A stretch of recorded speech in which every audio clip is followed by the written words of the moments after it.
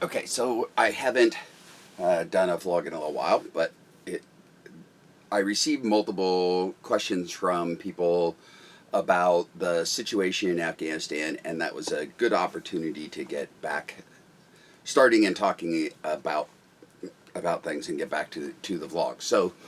Um, so I'm going to talk about this. I'm not going to give a giant rundown on what's going on there right now because you can see that in the news. You can look at the basic news stories and see the what is going on part. I want to talk more about the bigger context and what I think about it. And that's what it is what I think about it and what I think the greater context of this is. Um, I don't know whether or not you watch the backgrounds of what's around me when I do this, because I poke little things in and things change and so forth. I don't know, I just play around with that. But I have my uniform here this time, and the reason I did that is I want to put it out there that I'm not entirely unbiased on this. That that I was involved in Iraq, Afghanistan, what happened in the last 20 years. I had, I played a piece in there, and so because of that, I've been thinking about this for a long time. But it definitely it skews my view a little bit, and so I'm honest about that. That's there as a reminder that I have a skewed view, because of the fact that for a long time I've wanted our involvement in the Middle East to be worth something because of the cost it cost us and cost me personally. Um, so this first video I want to do is a bit of an introduction. So remind you, going back, we got into Afghanistan first. We got into Afghanistan before we went back to Iraq, and within that, it started with Afghanistan's always been a little bit more pure in people's mind about what our intentions were than Iraq. We went to Iraq because of weapons of mass destruction, and which we didn't find when we were there, and so on and so forth, and that's a whole discussion for another time. Afghanistan was definitely, with Osama bin Laden and Al Qaeda and the Taliban's involvement with Al Qaeda and so forth. That's why we went to Afghanistan, was because of 9/11, and so that was the right decision. Basically, nobody is questioning that. Nobody is questioning you have to respond to an attack like 9/11. So it's always been, I say nobody, that's never a correct term. There are people out there who think you never use violence for anything at all, and I call those people nuts, because the bad people in the world won't play by that game. So you must respond with the judicious use of violence when you're dealing with people who that's the only thing they respond to. It's the only thing that they know. So that was Afghanistan. We went back there. Or we went there because of that, because of 9/11. We were searching for bin Laden. There's some question about whether or not it immediately gets more complex. That's the problem with these things, is they're more complex. Say, oh well, we were in Afghanistan and we got bin Laden, but we didn't get him in Afghanistan. We got him in Pakistan. That's he had crossed the border there, and so that's, even that is not as pure as you'd want it to be. Okay, and then we stay, and that's really what these series of videos are going to be, is because I think looking at the situation. So the situation today is we're 20 years later and we've decided we have to leave, or it's time to leave, and it was decided quite a while ago that Trump pledges to get us out of wars that aren't in our vested interest, and these were clearly no longer in our vested interest, maybe never have.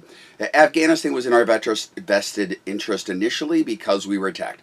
So we're going to get out of these, and we're going to bring the troops home, which I am in support of. I think that was the right decision to do. I think then we set a deadline of when we're going to do that. I think That's a questionable decision, but it doesn't make any difference. That's what we decided to do. And then the process is, how are we getting here? And so the situation we're watching right now is the chaos of the way we left. It is not the results of that we're leaving. Being able to leave. The perfect example is look at Iraq. Iraq did not fall into instant chaos like this when we left, and we have left. And so this was not the because we left. This is how we left. And there's no doubt about it. It's an absolute disaster. The only people, anybody you see that is suggesting this is not an unmitigated disaster, are people who are so politically oriented towards kissing Biden's ass that they'll see zero truth in the world. Those people, it's the same thing. It's when I discuss people who are against war, the first question I always ask is, what war would you have supported? If you're against Afghanistan war, if you're against Iraq, if you're anti-war, okay. If we're going to have a discussion, we begin with, what war was worth fighting? And when they say, oh, none, then those people aren't worth talking to. None whatsoever. If defeating Hitler wasn't worth doing, then you're too stupid to have a conversation with, because you would have seen to it that genocide was the way of the world. It's just absurd. That's an impossible standing. You can't do it. You just can't do it. It's the people who say that it is never right for the U.S. to intervene any place are absurd. If the analogy I use all the time is, if you're an adult and you're in an elementary school playground and you see a fifth grader pummeling a kindergartner, are you suggesting you have no requirement to intervene? That, well, it's not my fight. I don't need to be involved in that. Even though it's entirely one-sided, it's not a fight, it's an attack, it's an assault. It's a giant with the ability to do something against the tiny with no ability to do anything. And no, I believe that there are moral obligations to intervene when back to the Germany analogy, when you have the power and might of an entire nation systematically murdering a minority of your population, the rest of the world, seeing that, has an obligation to do something. That when you can, you need to.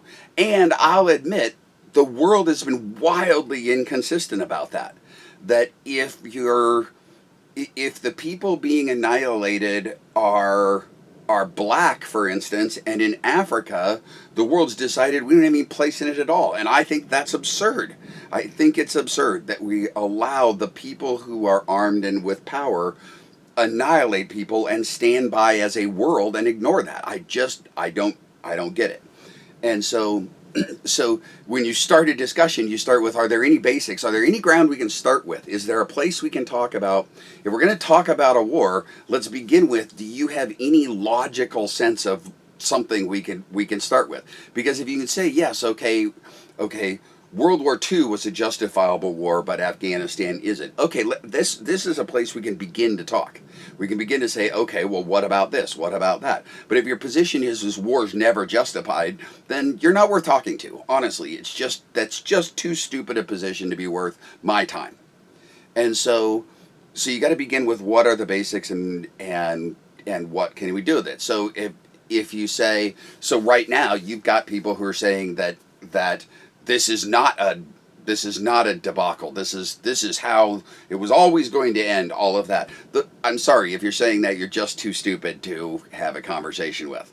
Okay, that there are some basics here that's going on. This was an absolute basic failure to plan. That you don't pull your troops down to the point that you can't defend the rest of your people on the way out. You say, no, the rest of our people are going with us. Then we draw the troops down to where we can't defend them anymore. Okay, you close back to the airport. If we're going to say the absolute position was we were going to be able to hold the airport. Okay, you don't make that decision until you've got all the people that matter at the airport. Okay, and to suggest that, oh, we didn't think we were going to need this fallback position just to the airport because we thought Afghanistan was going to be stable and going forward, and most of these people, Americans who were in Afghanistan, were going to stay there going forward. That means that we have to look at our intelligence position and go, how did we get this so wildly wrong? And I'm going to multiple times as we go through these segments that I want to break this into. I'm going to give a little bit of credence back. There are problems with this. There are problems with the fact that if we say, okay, we're going to pull everybody back to the airport and then we're going to hand the place back and see what happens. We've just said we know. We've just told you what's going to happen. Okay? But that's the whole contingency thing. The idea that at what they said, and it's a logical thing to say, okay, we pulled the troops out, we pulled them someplace else with the ability to put them back in. The problem is we've put them back in so slowly and so anemically that as of today, they're saying things like, if you're outside of the airport, you got to get yourself to the airport. That's an absurd position. We've been at war with these people for 20 years, but if you're 500 miles away from the airport, you got to get yourself to that airport through the checkpoints of the enemy without any assistance. That's absurd. It's an absurd position. And so we look pathetic. We look weak. This is as bad as it can get on the international stage. It looks terrible. And we're hanging, yes, I'm greatly disturbed by the fact that we're doing things like hanging out Afghanis that helped us. People who translated for us, people who gave us directions, people who did all of these things. They are now enemies of the Taliban. They've been marked for years as the enemy of the Taliban, and the Taliban is very likely, they have proven, they are very likely to annihilate all those people. They are going to slaughter them. We needed to take those people with us. As a matter of fact, the only reasonable thing would have been to bring all of those people here, no matter what. To say, no matter what, they can always go back to Afghanistan later if there is a stable Afghanistan to go back to. The idea that we didn't have a plan for getting all of them out is pathetic. But on top of that, we've got thousands of American citizens. We didn't have a decent plan for what we were going to do. Whether they were staying or leaving, we did not have a good plan. And the idea that we're saying that all we're doing right now out of our top leadership, and this one is on Biden in its entirety. He is the commander-in-chief. It was the decision is his. For him to start, all he's doing right now is blaming people, saying the intelligence, all of those sorts of people. Those sorts of things, there are people who, we get to do that. He doesn't get to do that. He is the guy in charge. He is the commander-in-chief. He decided, no matter who put the plans together, it's Biden who decides how this exit is going to happen. And so everything that's happening right now is on him entirely. So those are the basics for me. So to me, the interesting things and the things I want to talk about are threefold. And so that's what we're going to do. What I want to look at is